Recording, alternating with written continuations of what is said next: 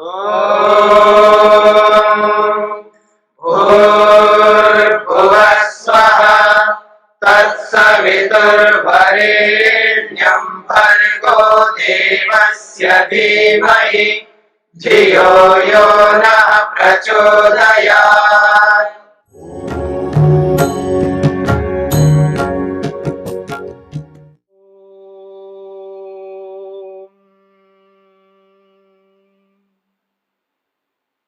योग दर्शन के तीसरे पाद यानी विभूति पाद को लेकर के हम विचार कर रहे हैं।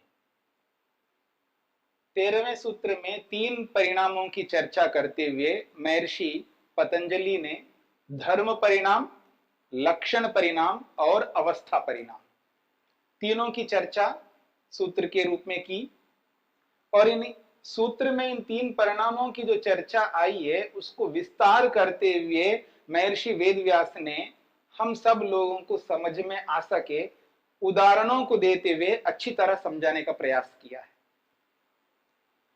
और एक बात यह भी कही है, ये 3 परिणाम जो है वास्तव में ये व्यवहार के लिए 3 परिणाम हैं। यथार्थ रूप में देखें तो एक ही परिणाम होता है। इसको परमार्थतस्तु ऐसा परमार्थता ऐसे शब्द के माध्यम से स्पष्ट किया है। परमार्थता का मतलब यथार्थ रूप में वास्तविक में देखा जाए तो एक ही परिवर्तन होता है। फिर एक बात विशेष बात ये कही है, ये जो परिवर्तन जो होता है ये द्रव्य में, वस्तु में, पदार्थ में परिवर्तन नहीं होता है। परिवर्तन तो बाहर से होता है, बाह्य स्वरूप में परिवर्तन होता है, वस्तु स्वरूप में नहीं होता है। अर्थात द्रव्यत्व में कोई परिवर्तन नहीं होता है। उस द्रव्य में जो बाह्य स्वरूप है, बाहर का ढांचा जो है, यानी जो वस्तु का जो शेप है, उसकी जो आकृति है, उस आकृति में बदलाव होता है, वस्तु में कोई बदलाव नहीं होता है। इस बात को समझाने के लिए महर्षि वेदव्यास ने एक बहुत ही स्थूल, सबको समझने योग्य उदाहरण प्रस्तुत किया है, सुवर्ण यानी गोल्ड का, सोने का। जिस प्रकार सोना सोने के रूप में, चाहे बिस्किट के रूप में देख लीजिएगा या सोने का कोई पात्र, कढ़ाई के रूप में या बटलोई के रूप में, किसी भी रूप में सुवर्ण पात्र को आप देखिएगा, उसको तोड़ करके पिघला करके उसके अलग अलग आभूषण बना लीजिएगा, अलग अलग आभूषण की जो आकृति है वो अलग अलग दिखाई देगी। तो आकृतियों में परिवर्तन होगा पर सुवर्ण में, सोने में कोई परिवर्तन नहीं होगा, ये बात कही है। और इस बात को जब समझ लेते हैं तो जैसे सुवर्ण में यह स्थिति है तो दुनिया के किसी भी वस्तु में, किसी भी पदार्थ में यही स्थिति होती है। आकृति में बदलाव होता है, उसके द्रव्यत्व में, उसके द्रव्यपन में कोई बदलाव नहीं होता है। तो फिर दुख किस बात का, किस लिए दुखी होना है? और जब इसके साथ में जब विस्तार करके लक्षणों को देखें, वर्तमान लक्षण, वर्तमान काल, अतीत काल, फिर अनागत काल, इन कालों को लक्षणों के रूप में जब विचार करके देखें तो भी दुख नहीं होगा। धर्म परिवर्तन से भी दुख नहीं होगा, लक्षण परिवर्तन से और अवस्था परिवर्तन से। अवस्था के कारण से भी बहुत सारे लोग दुखी होते हैं। इसलिए कुछ लोग क्या करते हैं, अपने फेस को, चेहरे को जैसा युवावस्था में जैसा है वैसा ही बनाए रखने के लिए बहुत सारे प्रयोग करते हैं। पर वो प्रयोग कब तक करेंगे, कितना करेंगे, कितना ही कर लो, अवस्था तो आएगी। हाँ, खान पान को व्यवस्थित रखते हुए, व्यवस्थित दिनचर्या, स्केड्यूल, अपनी दिनचर्या को, शेड्यूल को ठीक से रखते हुए, आचार विचारों को ठीक से रखते हुए, विचार मानसिक रूप से और वाचनिक रूप से, शारीरिक रूप से जो व्यवहार है, हमारा जो बिहेवियर है वो शुद्ध परिशुद्ध रखते हुए, परिशुद्ध ठीक शरीर के अकॉर्डिंग, बॉडी के अकॉर्डिंग, नेचर के अकॉर्डिंग खान पान रखते हुए, उत्तम विचारों और उत्तम खान पान, उत्तम दिनचर्या के माध्यम से एक सीमा तक आप अपने शरीर को बनाए रख सकते हैं। लेकिन सदा के लिए नहीं बनाए रख सकते हैं, अवस्था तो आनी ही है। बाल तो सफेद होने ही हैं, लेकिन समस्या व्यक्ति को तब होती है जब पूरे काले बाल है, उसमें 1 2 4 5 10 सफेद बाल है, तो उसको समस्या है। देखिए, जब सारे बाल सफेद हैं, उसमें 2 4 5 10 काले बाल हो तो भी समस्या है व्यक्ति को, और आधे सफेद है और आधे काले हैं तो भी समस्या है व्यक्ति को। अब ये समस्याएं जब मानेगा व्यक्ति तो दुख होगा, और कोई समस्या नहीं है तो परिवर्तन होना ही है। चाहे वो 1 रहे, 2 रहे, 5 बाल रहे, चाहे सफेद हो चाहे काले हो, कैसी भी अवस्था हो, शारीरिक शरीर की अवस्था हो, वस्तुओं की अवस्था हो और संसार की अवस्था हो, इन सब में परिवर्तन होगा। तो यही सारे परिवर्तनों को बात करके एक बीच में एक बात कही जा रही है, एक प्रश्न के रूप में प्रस्तुत किया जा रहा है। वो कहते हैं अपर आह, किसी और ऋषि ने एक प्रश्न उपस्थित किया। वो कहते हैं धर्म अनभ्यधिको धर्मी पूर्व तत्व अनतिक्रमात्। वो कहते हैं धर्म अनभ्यधिका धर्मी। अनभ्यधिक मतलब है अभिन्न। एक होता है भिन्न और एक होता है अभिन्न। भिन्न का मतलब अलग और अभिन्न का मतलब वही, यह घड़ी नहीं है, मतलब कुछ और है। तो इसको मैं संस्कृत में कहूं कि पृथक नास्ति अभिन्नो अस्ति। पृथक मतलब अलग नहीं है, वही है। इसको कहते हैं अनभ्यधिका, यानी वही है। शब्दों में अंतर है, अर्थ में कोई अंतर नहीं। कहते हैं धर्म अनभ्यधिको धर्मी। धर्मी एक ऐसा धर्मी है जो धर्मों से अलग नहीं है। धर्म अनभ्यधिको धर्मी, धर्मी वो है जो धर्मों से अलग नहीं है, अर्थात धर्म और धर्मी अलग नहीं है, एक ही है, ये बात कहना चाह रहे। क्यों? पूर्व तत्व अनतिक्रमात्। पूर्व तत्व अनतिक्रमात् यानी जो सुवर्ण सोने के रूप में है, वो ईंट के रूप में हो चाहे वो थाली के रूप में हो, और जब उसको कुंडल के रूप में या कमरबंद के रूप में जब आप कोई बना दिया आपने, तो पूर्व तत्व अनतिक्रमात्, जब वो ईंट के रूप में थाली के रूप में है, वो उसका जो सुवर्णपन है, सुवर्णत्व है, वो जब उस कुंडल में उस कमरबंद में नहीं रहा, कहना वैसा का वैसा ही है। वहां भी सुवर्ण था, यहां भी सुवर्ण है, सुवर्ण में कोई चेंज नहीं आया, बदलाव नहीं आया। जब बदलाव नहीं आया है तो ईंट है सोने का या थाली है, उसका ये धर्म है कुंडल, उस थाली सुवर्ण रूपी थाली का ये कमरबंद धर्म है। भाई आप उसको धर्म कहो धर्मी कहो, एक ही बात है। वही तो सोना, ये भी सोना वो भी सोना, इसमें उस सोने में सोनतपन में सुवर्णत्व में कोई अंतर नहीं है, दोनों सेम है। फिर अंतर क्या है जी? बाह्य स्वरूप। जब एक ही है तो उस पर प्रश्न कर रहे हैं कि पूर्व तत्व अनतिक्रमात्, पहले जो सुवर्ण था अब भी वो बदलने के बाद भी सुवर्ण है, तो बदलाव तो हुआ ही नहीं है। पूर्व अपर अवस्था भेदम अनुपदिता कोटस्थ्येनैव अपरिवर्तेता। कोटस्थ्येनैव परिवर्तेता, वो कहते हैं कूटस्थ का मतलब है उसका जो निज स्वरूप है, जैसा है वैसा ही है।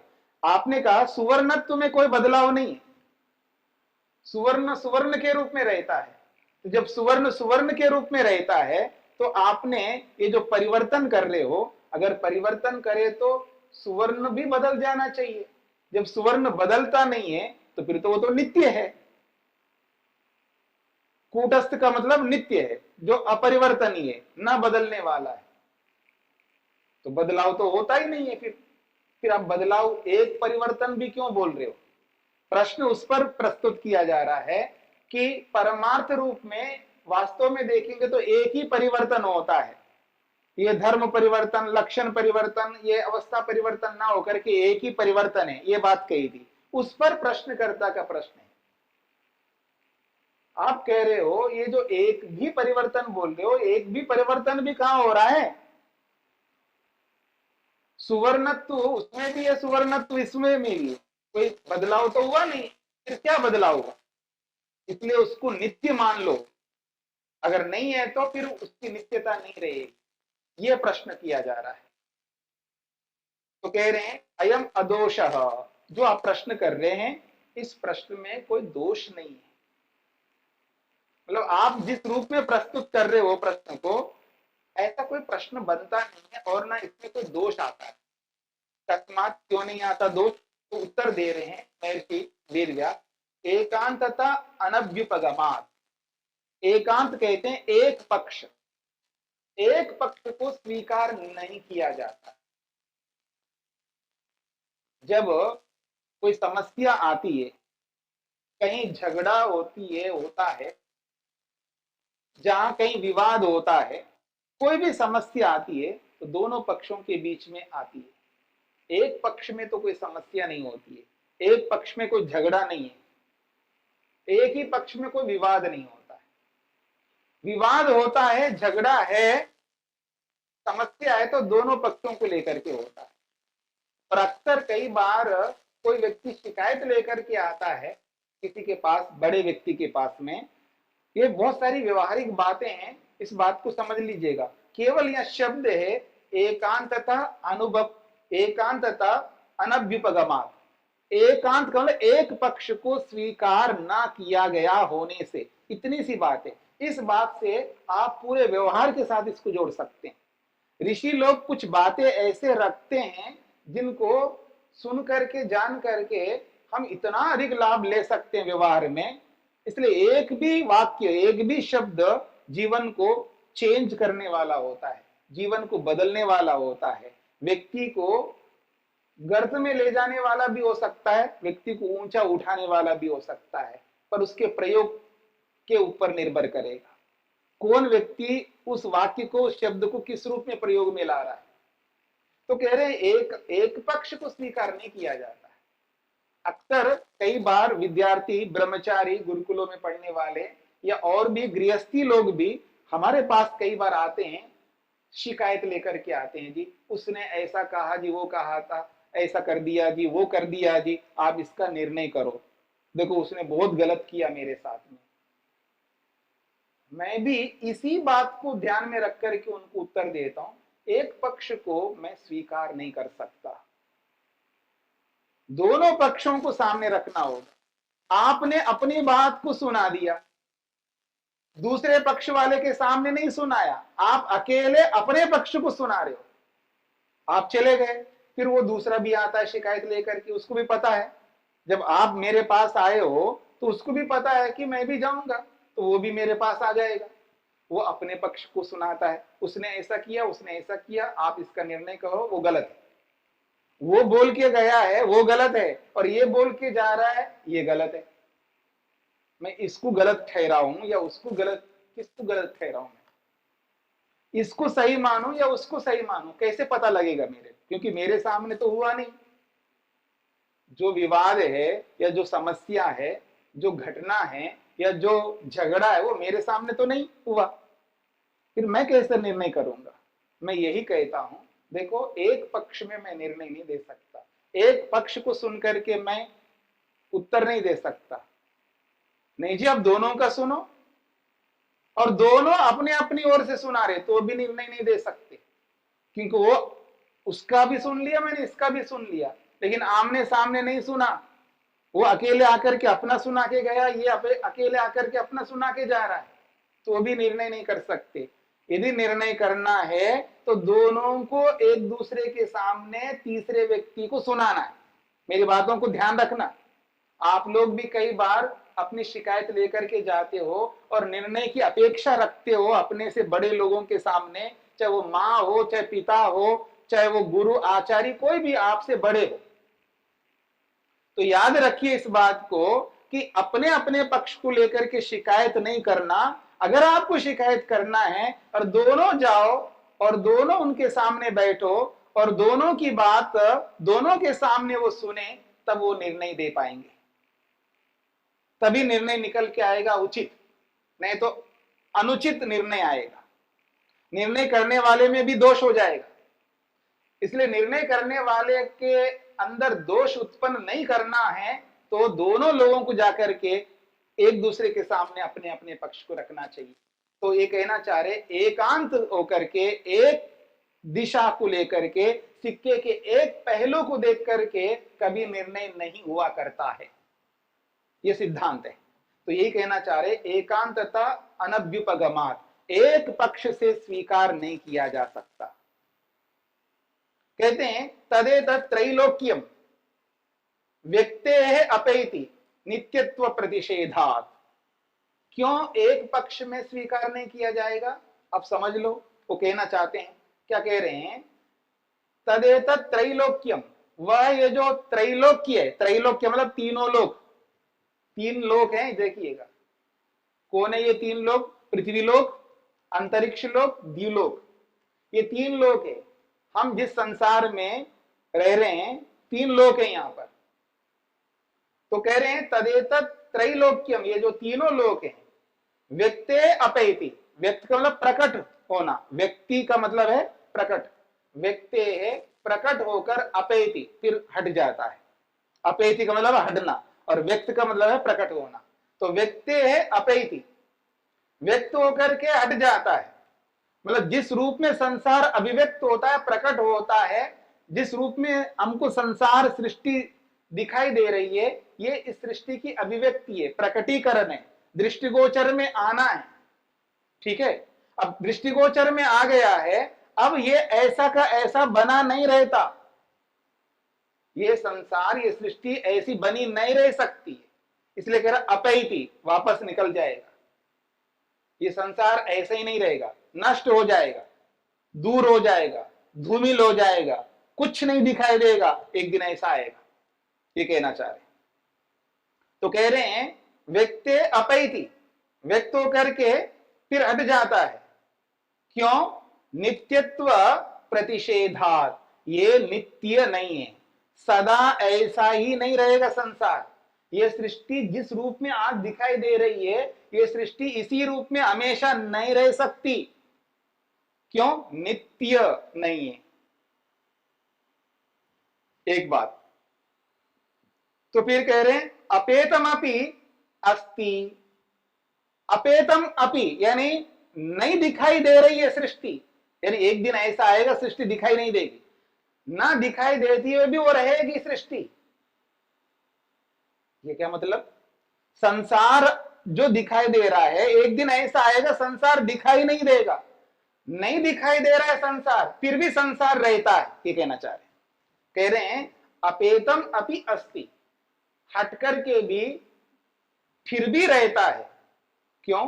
विनाश प्रतिषेधात्, इसका विनाश ना होने से। थोड़ा समझने की बात है, वो ये नहीं कहना चाह रहे हैं ये जो सृष्टि जो आज दिखाई दे रही है, एक दिन ऐसा आएगा, हम इस बात को स्वीकार करते हैं वेद के अनुसार, ऋषियों के अनुसार और परंपरा से जो हमको ये विद्या आ रही है हमारे पास, कि ये सृष्टि 4 अरब 32 करोड़ वर्ष तक रहती है, 4 अरब 32 करोड़ वर्ष तक ये सृष्टि बनी रहती है। और एक दिन ऐसा आएगा जब 4 अरब 32 करोड़ वर्ष पूर्ण हो जाएंगे, तो बहुत लॉन्ग टाइम है, अभी तो 2 अरब वर्ष भी पूरे नहीं हुए, अभी 2 अरब वर्ष भी पूर्ण नहीं हुए, जो हम परंपरा से गणना करते हुए आ रहे हैं। हाँ, ये अलग बात है आप करो ना करो, लेकिन जहां गुरुकुल चलते हैं, प्राचीन परंपरा से जो गुरुकुल की परिपाटी चलती है, जो गुरुकुल होते हैं, प्राचीन विद्या को पढ़ते हैं, वो प्रतिदिन रोज गणना करते हैं, प्रतिदिन गणना करते हैं। जैसे विद्याभ्यास प्रारंभ करते हैं या अग्निहोत्र प्रारंभ करते हैं, तो सृष्टि कब बनी है, कितना समय बीत गया है, वो सारी गणना वो करते हुए आते हैं। तो उस गणना के आधार पर आज 1 अरब 96 करोड़ 8 लाख इस प्रकार की गणना करते हुए आ रहे हैं, यानी अभी भी 2 अरब वर्ष पूर्ण नहीं हुए। और राउंड फिगर में चले तो अभी आधा काल और बचा हुआ है सृष्टि का। 4 अरब 32 करोड़ है तो 2 अरब वर्ष अभी पूरे नहीं हुए, तो अभी तो सृष्टि का आधा काल बचा हुआ है। तो जब वो आधा काल समाप्त हो जाएगा, उस स्थिति में यह समाप्त होकर के भी सृष्टि रहती है, अर्थात कारण रूप में रहती है। ये समझना है, कारण रूप में रहती है। तो ये कहना चाह रहे हैं अपेतमपि अस्ति विनाश प्रतिषेधात्, ये हट करके भी, यानी दिखाई ना देते हुए भी वो रहती है सृष्टि, यानी क्योंकि विनाश कभी नहीं हो सकता, सर्वथा नष्ट कोई वस्तु नहीं हो सकती है, यानी कारण रूप में रहती है। इस बात को और हम समझने का प्रयत्न करते हैं।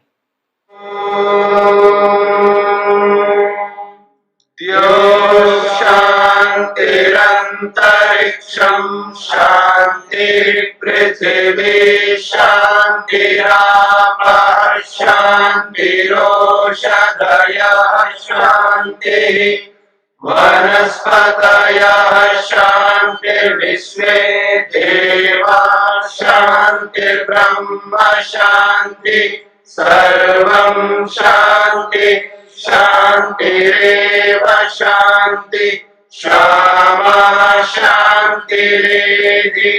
ओम शांति शांति शांति।